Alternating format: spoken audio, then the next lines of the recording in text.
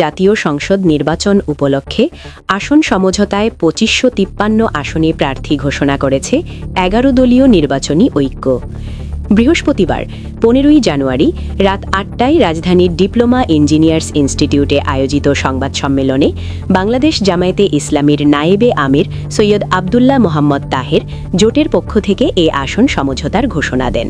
ঘোষণা অনুযায়ী বাংলাদেশ জামায়াতে ইসলামী ১৭৯, জাতীয় নাগরিক party NCP ৩০, Bangladesh Khelafat Majlis ২০, Khelafat Majlis ১০, liberal democratic party LDP ৭, Amar Bangladesh party AB party ৩, Bangladesh Nezame Islam party ২ এবং বাংলাদেশ ডেভেলপমেন্ট পার্টি ২। এর বাইরে জাতীয় গণতান্ত্রিক পার্টি জাগপা এবং বাংলাদেশ খেলাফত আন্দোলনের জন্য আসন চূড়ান্ত করা হয়নি। চূড়ান্ত হয়নি ইসলামী আন্দোলন বাংলাদেশের আসন সমঝোতার বিষয়টিও।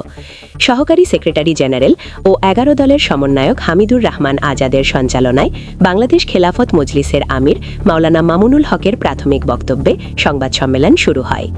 সংবাদ সম্মেলনে জামায়াতের আমির ডাক্তার শফিকুর রহমান, নায়েবে আমির সৈয়দ আবদুল্লাহ মোহাম্মদ তাহের, সহকারী সেক্রেটারি জেনারেল ও ১১ দলের সমন্বয়ক হামিদুর রহমান আজাদ, জাতীয় নাগরিক পার্টি এনসিপি আহ্বায়ক Nahid Islam, liberal democratic party LDP Oli Ahad, Bangladesh Khelafat মজলিসের আমির মাওলানা মামুনুল হক, মহাসচিব জালালউদ্দিন আহমদ, খেলাফত মজলিসের মহাসচিব আহমদ আব্দুল কাদের, এবি পার্টির চেয়ারম্যান মুজিবুর রহমান মঞ্জু, বাংলাদেশ খেলাফত আন্দোলনের মহাসচিব ইউসুফ সাদিক হক্কানি, বাংলাদেশ নেজামে ইসলাম পার্টির জ্যেষ্ঠ নায়েবে আমির মাওলানা আব্দুল মাজেদ আথারি, জাতীয় গণতান্ত্রিক পার্টি জাগপা মুখপাত্র রাশেদ প্রখান সহ বাংলাদেশ খেলাফত আন্দোলনের উপস্থিত ছিলেন।